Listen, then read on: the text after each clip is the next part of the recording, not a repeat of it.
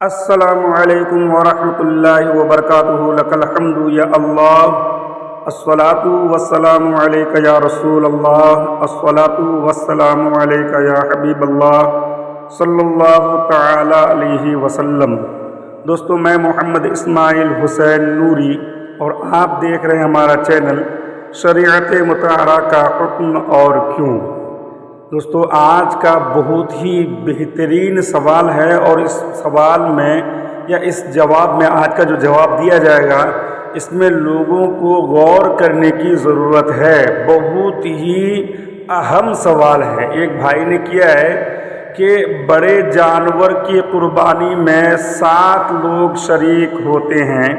یا پھر 6 لوگ ہوتے ہیں، 5 لوگ ہوتے ہیں، لیکن ایک شخص ہیں جو اپنا پیسہ، جس کا پیسہ جو ہے بیاج کا ہے اور باقی لوگوں کا جو ہے اچھا حلال کا پیسہ ہے۔ اب سوال یہ پیدا ہوتا ہے کہ اس ایک آدمی کے وجہ سے باقی لوگوں کی قربانی ہوگی یا نہیں ہوگی، یا پھر جو ہے باقی لوگوں کی قربانی ہو جائے گی یا صرف اسی کی نہیں ہوگی یا پھر اس کی بھی ہو جائے گی۔ مطلب یہ ہے کہ حلال جو لوگ حلال کی کمائی لگائے ہیں اور اس میں ایک آدمی یا 2 آدمی حرام کی کمائی لگائی دیا ہے جو بڑے جانور میں ہیں، تو اب رہی یہ بات کہ ان کے وجہ سے کہیں ان کی قربانی تو برباد نہیں ہو جائے گی۔ بہت ہی اہم سوال ہے اور بہت ہی غور کرنے کا یہ سوال ہے، ایک بات۔ اور دوسری بات یہ ہے کہ شرکا میں سے آج چونکہ لوگ اجتماعی قربانی میں لوگ شریک ہوتے ہیں، ایک بات ہمیشہ یاد رکھیں کہ اگر شرکا میں سے کوئی اگر بدعقیدہ اس میں شامل ہو جائے تو کیا ان بدعقیدہ کی وجہ سے باقی لوگوں کی قربانی ہوگی یا نہیں ہوگی؟ 2 سوال ہیں آج کے اس میں۔ پہلا سوال تو یہ ہے کہ شرکا میں سے کسی کا جو ہے حرام کا پیسہ ہو تو ان کی قربانی ہوگی یا نہیں ہوگی، اور اس کی وجہ سے دوسرے کی قربانی ہوگی یا نہیں ہوگی، ایک سوال یہ ہے۔ اور دوسرا سوال یہ ہے کہ شرکا میں سے یعنی جو ہے بڑے جانور میں جو شریک ہوتے ہیں، ان شریک ہونے والے میں سے اگر کوئی بدعقیدہ شامل ہو گیا جن کا عقیدہ صحیح نہیں ہے، اللہ اور اللہ کے رسول صلی اللہ تعالیٰ علیہ وسلم کے بارے میں گستاخی کرتا ہے، اللہ اور اللہ کے رسول صلی اللہ تعالیٰ علیہ وسلم کو نہیں مانتا، ان کے صحابہ کو نہیں مانتا ہے، تو وہ اگر شامل ہو جائے تو ان کی وجہ سے دوسرے کی قربانی میں تو کوئی خرابی نہیں آئے گی، ایک سوال یہ ہے۔ اور جو ہے تیسرا سوال یہ ہے کہ بہت سارے لوگ ایسے ہوتے ہیں کہ گھر پہ جو ہے ایک بکرا لے لیا اور بکرے لینے کے بعد جو ہے اس کو ذبح کر دیا، اور باقی جو ہے 2-3 آدمی کے نام سے یا 2 آدمی کے نام سے، 1 آدمی کے نام سے بڑے جانور میں جو ہے یہ حصہ لے لیا گوشت کی وجہ سے۔ اب رہی یہ بات کہ ان ایک کی وجہ سے جن کی نیت گوشت کا ہو اور گوشت کی وجہ سے وہ اگر جو ہے قربانی کرتا ہے تو ان کی وجہ سے ان کی قربانی ہوگی یا نہیں ہوگی؟ آپ سوال سمجھ لیجئے۔ تو دوستو، اس کا جواب کل ملا کر یہ ہے کہ سود خور یعنی بیاج والا جو بیاج کا پیسہ کھاتا ہے، تو سود خور شریک نے سودی روپیہ ہی اس جانور میں لگایا،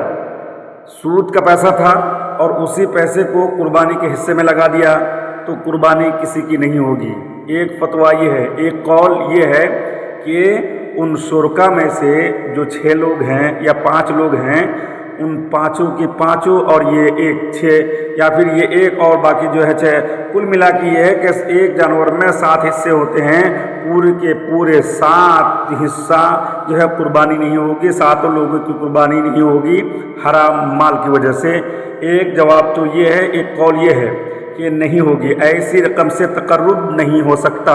کہ خریدی گئی خبیث جو چیز خبیث ہے۔ اللہ کے رسول صلی اللہ تعالیٰ علیہ وسلم نے ارشاد فرمایا کہ اللہ پاک ہے اور پاک کے علاوہ کچھ قبول نہیں کرتا، صحیح مسلم کی حدیث پاک ہے۔ لہٰذا یہ اس جانور کا سارا گوشت صدقہ کر دیا جائے اور دوبارہ پھر وہ لوگ جو ہے قربانی کی جائے جس میں سودی روپیہ نہ لگایا گیا ہو۔ اور اگر وہ شخص اس شخص کے پاس جو حرام مال لگایا تھا اس کے پاس جو حلال مال بھی ہے اور اسی میں سے دے دیا ہے تو پھر سب کی جو ہے قربانی ہو جائے گی، یا پھر وہ دیتے سمے ان کو معلوم نہیں ہے کہ میں سودی پیسہ دیا ہوں یا پھر جو ہے حلال روپیہ دیا ہوں، بیاج کا پیسہ تھا یا جو ہے حلال پیسہ تھا، ان کو معلوم ہی نہیں ہے، تو پھر اس صورت میں سب کی قربانی ہو جائے گی۔ کیوں؟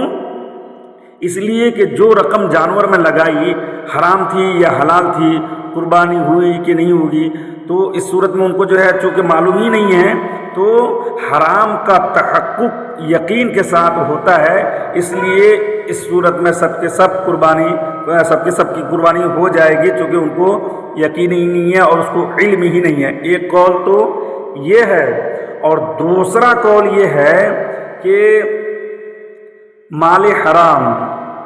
یعنی کام میں استعمال کرنا، کسی بھی کام میں مال حرام کا استعمال کرنا کیا ہے؟ جائز نہیں ہے۔ ہاں، اگر خریداری کرتے وقت مال حرام نہ دکھا یا بلکہ مال خرید کر پھر رقم دیا تو اس صورت میں جو ہے جائز ہے اور قربانی ہو جائے گی۔ اور اسی طرح خریداری کی جاتی ہے، عام طور پر جو ہے پہلے گرو کو خرید لیتے ہیں، پھر جو ہے اس کے بعد مال کو دیا جاتا ہے، رقم کو دیا جاتا ہے، تو اس صورت میں کیا جو ہے قربانی ہو جائے گی۔ ایک قول یہ ہے کہ قربانی تو ہو جائے گی، اور اس میں کیا ہوگا کہ سب کی سب قربانی تو جائز ہوئی۔ کیوں؟ اس لیے کہ اعلیٰ حضرت عظیم البرکت فاضل بریلوی علیہ رحمت رضوان سے سوال کیا گیا کہ ایک طوائف نے اپنی ناپاک کمائی حرام کاری کے روپیہ سے ایک مکان خریدا اور اس کو بنام چند اشخاص سپرد کر کے لکھ دیا کہ اس مکان کی آمدنی مسجد کے اصراف میں خرچ کی جائے، اور ان کو اس کا اختیار بیع و رہن حاصل نہیں کیا۔ ایسے مکان کی آمدنی اصراف اخراجات مسجد میں صرف کرنا درست ہے یا نہیں ہے؟ تو اعلیٰ حضرت فاضل بریلوی نے جواب میں ارشاد فرمایا، ایسی اشیاء اکثر قرض سے خریدتے ہیں جب تو ظاہر ہے کہ وہ مال حلال ہے، ورنہ عام خریداریوں میں عقد و نقد مال حرام پر جمع نہیں ہوتا۔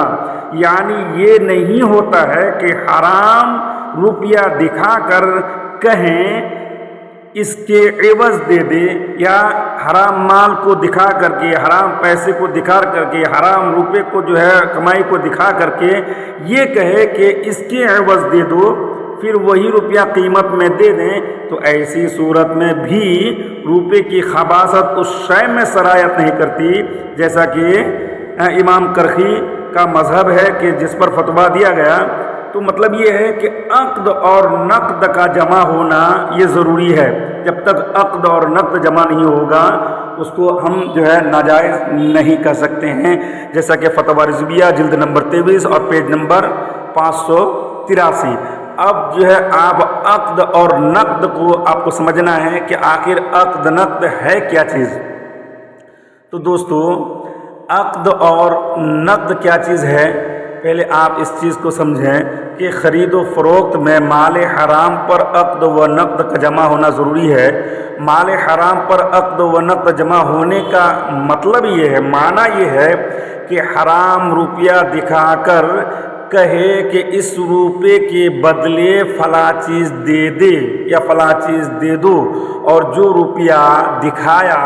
یا دکھائے تھے وہی حرام روپے قیمت میں ادا کر دے، تو اس طرح عقد اور نقد مال حرام پر جمع ہونے سے جو چیز خریدی جائے گی وہ بھی حرام ٹھہرے گی اور حرام ہو جائے گی۔ لیکن اگر خرید و فروخت میں مال حرام پر عقد و نقد جمع نہ ہو، مثلا آپ یوں سمجھ لیجئے کہ سامان خریدتے ہوئے حرام روپے دکھائے تھے مگر دیتے ہوئے حلال روپے دے دیا، کہ یہاں حرام مال پر عقد تو ہوا، یعنی حرام مال تو دکھایا تھا لیکن دیتے سمے جو ہے وہ نقد کیا نام کہتا ہے حلال پیسے دے دیا، تو عقد تو پایا گیا لیکن نقد اس میں نہیں پایا گیا۔ اور دوسری مثال یہ ہے کہ سامان خریدتے وقت حلال روپے دکھائے مگر دیتے ہوئے حرام روپے دیے، اور خریدتے وقت حلال یا حرام کوئی سی بھی روپے نہیں دکھائے لیکن دیتے وقت جو ہے حرام روپے دیے، ان دونوں مثالوں میں حرام مال پر نقد پایا گیا لیکن عقد نہیں ہوا، لہٰذا ان صورتوں میں خریدی ہوئی چیزوں میں حرمت پیدا نہیں ہوگی، اور یہی قول ہے، اس میں جو ہے حرمت پیدا نہیں ہو سکتی ہے۔ اس کے بارے میں یہی فتویٰ ہے، جیسا کہ الملخص از فتویٰ رضویہ جلد نمبر 16 پیج نمبر 298۔ لیکن دوستو یاد رکھیں کہ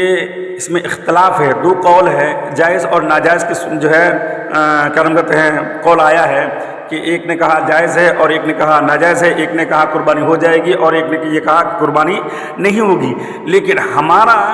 رویہ کیا ہونا چاہیے اور ہم کو کیا سوچنا چاہیے کہ ہمارے شرکا میں سے کوئی بھی ایسا آدمی نہ ہو، کوئی بھی بدعقیدہ نہ ہو۔ اگر کوئی بدعقیدہ شامل ہو جائے تو ان بدعقیدہ کی وجہ سے تمام کی تمام قربانی نہیں ہوگی، حرام مال کی وجہ سے سب کی قربانی بیکار ہو جائے گی۔ اس لیے ایک بات ہمیشہ یاد رکھیں، 3 سوال تھا